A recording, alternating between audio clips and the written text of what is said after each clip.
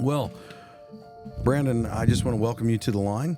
This is a podcast where we are talking about the trades, and we're talking about lifting the view of the skilled trades. Yes, sir. So I really appreciate you coming out here. We're out in Nashville, Tennessee, out in the woods in case people aren't watching us and just listening. But Brandon, who are you with, and what are you doing here? Yeah, first off, man, I just want to thank y'all for having me out here. It's an honor to be here. Through all of my life, I've dreamed of owning my own company. So I started out as mowing grass. Okay. And just grew from there. How old were you when you started mowing grass? You said that earlier. I was 15. So that's really interesting to me, just because my son is on this trip with us, and he's 15. Yep, there you go, man. Yeah. It's I grew up not poor, but lower middle class. My father was a public servant. My mother was she worked in a trade, and so always growing up, if you wanted something, it was go work for it. Go out on the farm and work for it. Go do something. Yeah. So, wow.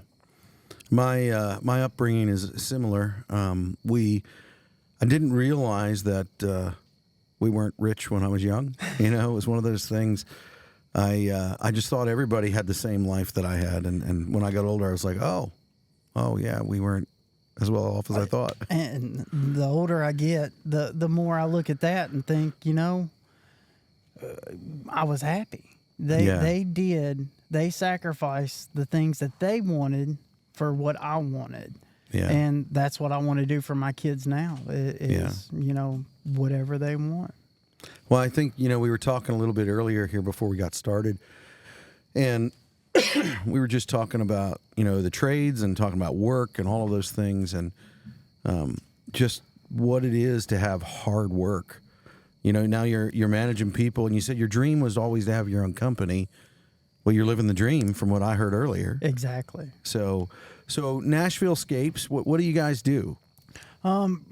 We do hardscapes, outdoor living, kind of start to finish, anything outdoors is kind of what I tell people. Okay. So if I want an outdoor kitchen, or I want, pavilion, or... Absolutely. Current projects we got going on right now, we're doing 2 covered patios for a couple of customers. We've got a client in Nashville at a high rise. We're doing a fire pit area for them and outdoor kitchens. So I enjoy bringing people together. Family and bringing people together has always been something I've loved. So doing this now, I'm bringing other people together, bringing families outdoors instead of inside playing video games or, playing on their phones. We're building extensions to people's homes. Yeah. Yeah. And getting them out there in the elements for sure. Yes, sir. Well, Brandon, what are the things that you feel like if I came up to you and I'm a young person and I'm like trying to figure out what I want to do, what is it that you would have to say to me? I mean, you're an owner, Chase your dreams. Really? Find out what you're good at in life, what makes you happy. My dad always said, if you find something you enjoy doing, you'll never work a day in your life. I don't go to work every day. I go hang out with my guys, I go hang out with my guys at the fire hall, or if I'm working with Nashville Scapes, I go hang out with my employees because it's, you're bringing people together. So you just mentioned about the fire hall and whatnot. So you are also, just to give context to those who are listening, you're also a fireman in Nashville. I am. Yes, sir. Okay. So you do quite a bit. I do. Like I say, though, I don't work a day in my life. Yeah. So, I do what I enjoy doing. Yeah. Yeah. Well, you've been building a company here for more than a few years now. You guys are experiencing some success. What would you say, to someone who, from 15 mowing yards to now owning a company, having employees and ever expanding, What would you say is that thing that has brought you success? Not giving up, turning your negatives into a positive. If you go throughout life and with a positive attitude versus a negative attitude, I said earlier, if you get mad or you fail at something, you stay in practice. You make yourself better. You use your negatives and turn them into a positive. Yeah. You've had, and I'm not going to touch on anything, but I know that you've had some experiences in your life that were hard. And so I know that when you say that, you're not just saying it. Absolutely. And I think that how do you do that as a young person or as an individual? Because, man, sometimes life, it just knocks you back down. It does. I tell people, I tell people if you feel like you're in a pool and you can barely touch the ground, but every time you can touch your toes on and push yourself up for another breath, you just keep pushing and get that next breath. Yeah. So in doing hardscapes and things like that's hard work. Would you say that the trades are something that if you want to coast through, if you want to kind of just do what you have to, is that the kind of place that I want to be? Or is it, what's it look like? Absolutely not.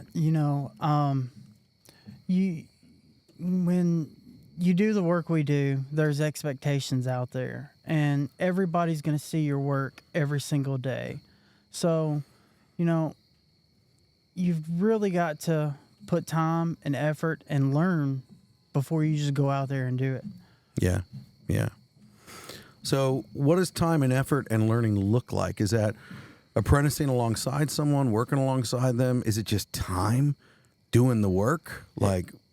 It's all the above. I was mowing grass, and my first project was one of my customers wanted a little hardscape around their flower beds. Never done it in my life.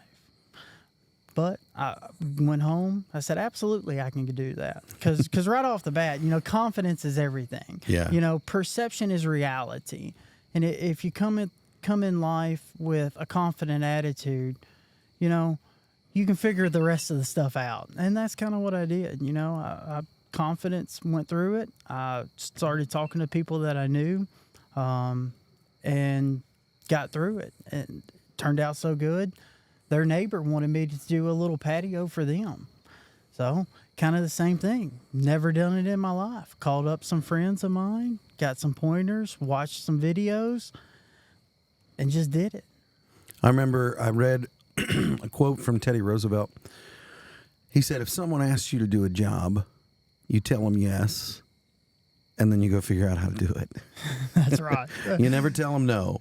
And so you went and you figured out how to do that, and then you went and did the next thing and did the next thing and did the next thing, and here you are. Exactly. I got to the point where I got so involved in it that I started looking at classes, online classes. In my spare time, I sat online and did online classes. Went through ICPI, learned how to properly do things, learned why we do things, and went from there. So you would, just to speak to that, you would say training is important. Absolutely. Training all throughout life, no matter what, training's important, even down to, your home life. Yeah. Today we were on a project with a client, and they were talking through different processes of different YouTube videos and things like that their competitors put out there, or just people, and the miseducation of people in how to do certain trade things, because everybody with a camera is out there on YouTube posting stuff. And so training is one of those things that I believe is really important, and I believe it's a mentorship. I believe that training is, that we're when I came into the trade and I was a laborer, the journeymen and the men that had been in the trades for years and years and years took me under their wing and mentored me and taught me the way that they did it. And it covered the things that weren't just in the books, but the things that you can't read about. Real world. Yeah. Yeah. That's absolutely true. Going through training is, I would say, the most important part of doing what I do. There's so many people out there. I call them chuck in a trucks. They pull in, they say, "Oh, we can do that. We can hang this. We can hang that." And then they get down to it, and it's absolutely terrible. I'm bad about it, but I call people out like that. It's people who go through life and don't do the proper steps, don't get their insurance, they don't get their trainings. They piss me off. I mean, I cannot stand somebody who's gonna halfway do something. Yeah. Yeah. I'm right there with you. And when I was younger, I think that was something that I had to have, like, I don't want to say beaten into me. My dad never beat me, but it was like in my mind, it was like, it was always so much work to go that extra mile, but yet I learned that I had to do that. And if you want to build a business, you absolutely have to do that, because you cannot build a business on this shaky foundation. Exactly. You need the training. You need all the knowledge. Yeah. You talk about foundation. That is my number one thing when I talk to customers is everything in life starts on a solid foundation. Yeah. Whether it's your marriage, whether it's your friends, family, your work, everything in life has to have a solid foundation. If it doesn't, it's going to crumble. Yeah. Yeah. No, I 100%. Sorry, I get a little distracted. There's different things going on in the woods. There's like a wolf over there. And no, I'm kidding. But I think the same thing. I think the foundation is everything. I mean, that's what we start with.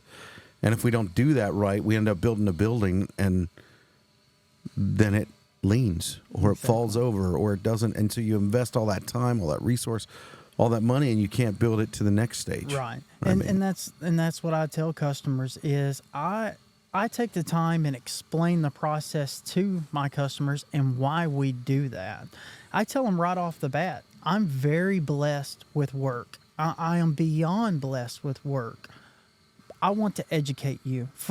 I don't care if you choose me or not, but ensure that the contractor you do choose follows these ICPI standards, follows, Belgard standards, and builds whatever your project is the right way. Yeah. Yeah. Well, and that's important. Why?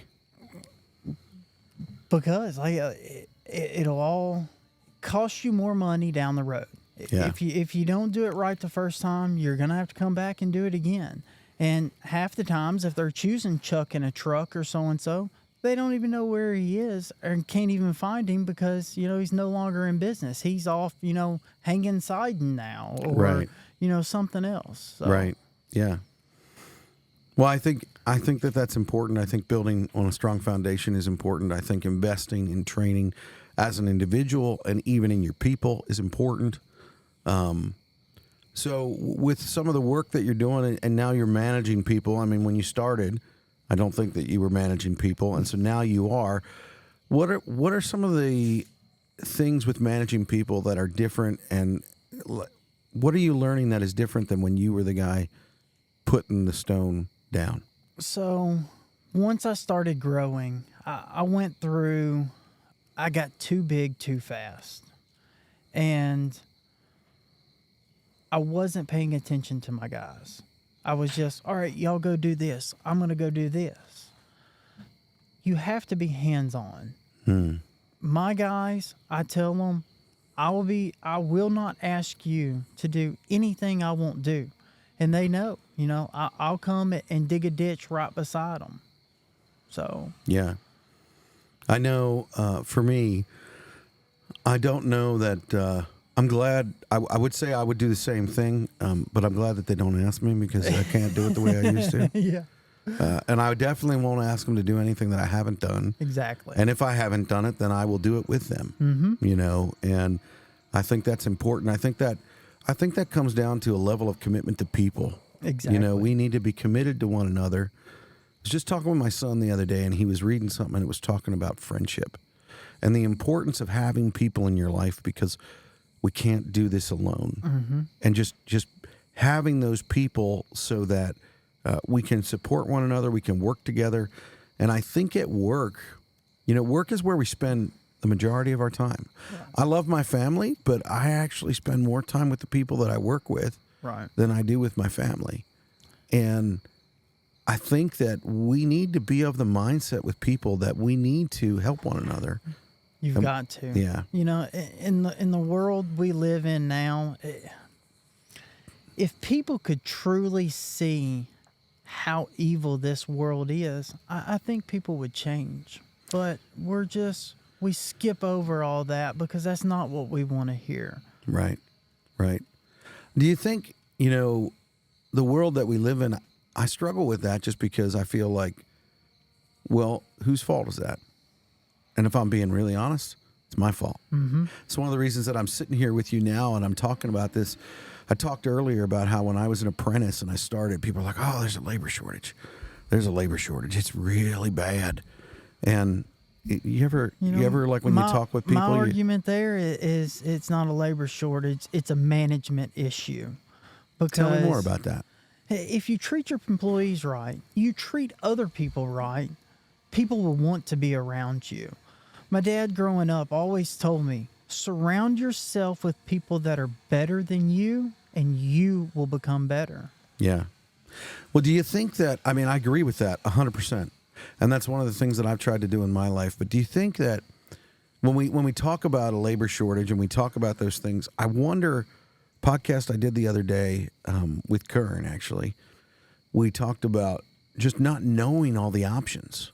And right now, you know, it's like, I feel like we've missed it in letting, whether it's young people, old people, it doesn't matter who, but we've missed it in letting them know that there are these options out there. Right. Our education system has forced you into, you've got to do this, you've got to do that, you've got to go to college, you've got to, you know, follow all these steps. And that's really not it. You know, Yeah. Absolutely. You know, if school and college and all of that is your thing, that's great. I know hardscapers, I know electricians, I know framers that make more money than doctors and lawyers. Yeah. So, I mean, it's all in what you want to do and compounding that and putting focus onto that and turning it into, you know, a livable life. So you just touched on something there that I think is really important. You know, you talked about framers and carpenters and people that are making more than doctors and lawyers. And the tables are turning with that. I guess my thing is, you know, the other day I was talking to a young man who's a first-year apprentice, Mm-hmm. becoming an electrician, going through a high-quality apprenticeship program, and he's working for a rather large electrical contracting firm in Indianapolis. And he had said to me, as he was talking, like he didn't come right out and say this, but he was talking about, well, there's all these guys that are in their 50s, and they're at the same place I'm at, and they're complaining about this and complaining about that, and this job must suck. And he's telling me that, and I said, well, there's a reason that they're in their 50s and they're still where you are at 21 or 20 years old. Exactly. You know, you've got to put forth that effort to grow. A buddy of mine, and my best friend, he struggled all throughout, you know, after high school with drug addiction, in and out of jail, you know, almost lost his family over it, almost was shunned from his family. Wow. Right now, you talk about electrical.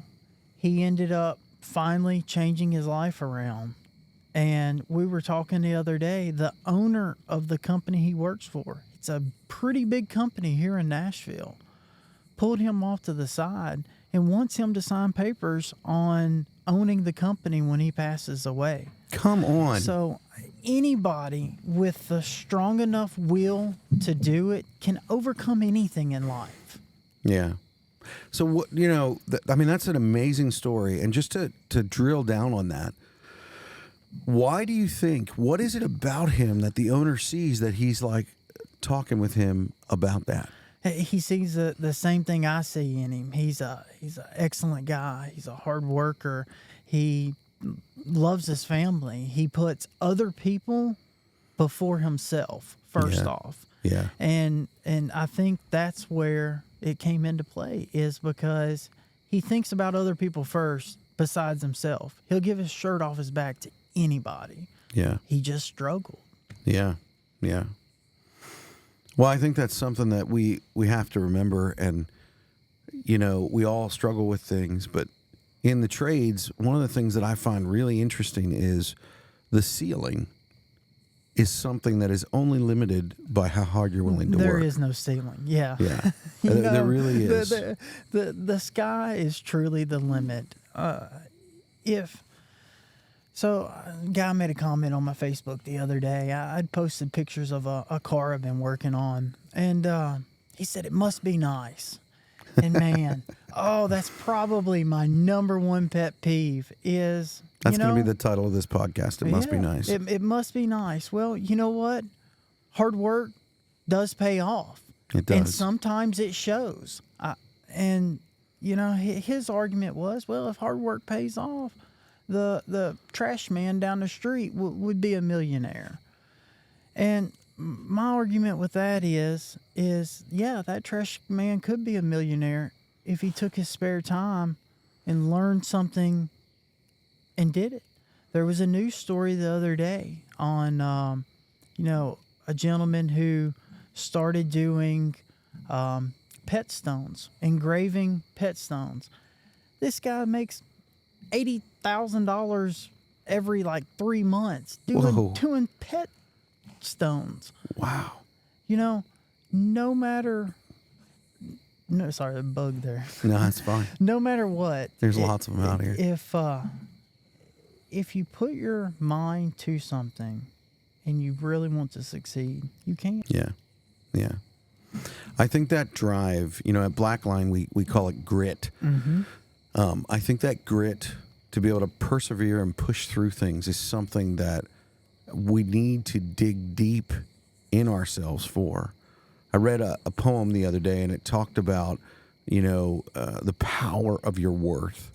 And in the poem, it said that a winner is not based on, you know, the guy who is winning and how he responds. Who you are and your worth comes from when you're losing, how you respond. You know, it's back to what I said in the beginning. It's taking your negatives and turning them into a positive. It's your attitude. Yeah. Yeah. Well, I think that attitude is a huge part of things that we don't realize, because I think that we don't realize how it affects us when we have that negative outlook. Like when we talk down about ourselves, when we say, you know, I'm ugly, or I'm not going to be successful, or I'm not good at this. When we say those things, we're like proclaiming that on ourselves. Right. And you sit there, and when you tell yourself over and over, you're not good, you're going to believe you're not good. Yeah. Yeah. That's absolutely true. So you have a family, you have children. So this would be a question that I would have for you. And this is a little risky, but we'll see if what you say is really what you mean or what you believe. So what would you encourage your children in? And what would you say to your children if they're like, you know what, Dad, I want to learn a trade? I'm all for it. Again, I've got a brother who's a doctor. Hey, that's all fine and dandy. That was his route he chose. You know, is he living a big extravagant lifestyle? You know, I mean, yeah. Am I living a happy lifestyle? Yes, absolutely. Yeah. So Your worth all comes from within. You was talking earlier about, family and being growing up poor. You wasn't poor. You was happy. So that That's true. means that right then and there shows that, money is a great thing, but you got to be happy. Yeah. Well, and I think it's all about too, and I want to be careful. I want to clarify this. There's always someone worse off, always someone better off. Yes. There's always someone bigger. I think that perspective is something that we really struggle with. Yes. And for me personally, I really struggled with that when I was younger. Perspective. Even that gentleman that said it must be nice. I would say, I have no idea who he is, but I would say he struggles with perspective. Yes, sir. Because his view of how you have what you have doesn't encompass what it takes to get there. There's old saying, perspective is reality. Falls back in line with, showing up with your confidence, Yeah. showing up in uniform. Yeah. All my guys, they show up in uniform. They're clean. Every day they clean up the job site as they go. A customer, literally, we just finished a retaining wall yesterday and went to pick up a paycheck from them. And that was the very first words out of their mouth was, "Man, your guys looked great. The area stayed clean. They all had uniforms. They all looked nice. They were respectful." And that satisfaction was worth way more than that paycheck that they gave me. Yeah. What do you think that communicates to your customers when your guys show up that way? And even beyond that, I was an electrician in a past life. And so electricians get a lot of crap for being messy and leaving a messy job site. You're saying that your guys were clean and they cleaned everything up. They looked neat. They had the right image. What do you think that communicates to people when you do that? It communicates you care. Mm-hmm. You care about the customer. You care about what you're doing, and you're showing it. Yeah. Do you think that when you talk about communicating that you care, and whether you're an employer talking to your employees or you're talking to your clients, when I hear that statement, I feel like it's about communicating value to people. Exactly. Like you're telling that client, listen, you matter enough to us that we're going to dress the part. Mm-hmm. You matter enough to us that we're going to make sure that your house, your property is neat and taken care of. And we're going to take care of it better than we take care of our own. Mm-hmm. And when we communicate that value to people, that draws them to want to call us back. Exactly. You educate your customers and you show them you care. Yeah. I tell people that I don't work a day in my life. I have the two greatest jobs that every kid wants to grow up and do. I ride on a fire truck and I play in the dirt with excavators and skid steers. I have nothing to complain about in life. Yeah. Yeah. What is it that you desire as a business owner to communicate to your people, communicate to your family, communicate to your community? I mean, what is it that you desire? You talked a little bit about that, but like, what is your hope, your dream, and your heart's desire related to that? I always think about death and what people will think about you when you die. You know? Do you want to have that mentality of, man, that guy, complained and moaned his whole life. That guy, I went to him and he just turned me down. Take care of other people. Put other people ahead of yourself. Everything I do in life, both of my jobs, is a service to other people. I enjoy bringing happiness to other people. Yeah. I think what you're talking about right there is one thing that people don't realize that the trades do. It's truly about serving people. Mm-hmm. Here we are in Nashville, and we're on a road trip, as a team. And one of the guys talked about when he left, the lights flickered, and he was worried about, well, what am I going to do? Because that's not something that he has a skill in. And it's like, there needs to be people that like he was concerned for his family in the sense of not their safety, but just like, well, what am I going to do? Who's going to be able to fix that, take care of that, what to do? And it's like, as tradesmen and tradeswomen, it is about serving other people.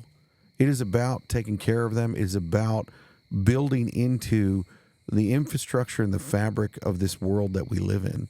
The roads that we drive on, the light that is being powered by electricity right now. Exactly. And if you're listening to this podcast, the internet that is providing it to you. That stuff only happens because men and women have decided that they want to serve you. Right. And so, and I realize I'm rambling a lot here, but if I believe that if you want to be in the trades, then first and foremost, you need to know that it's a servant type of job, but there is no limit to where you can go. Absolutely. Even a doctor's position is a servant to anybody else. So putting other people ahead of yourself will make you happy. I would agree. So we've been talking here, and it's getting darker.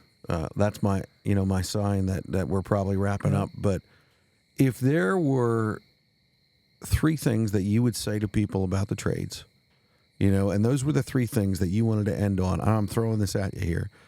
What would be the 3 important things that you want to communicate to people about the trades?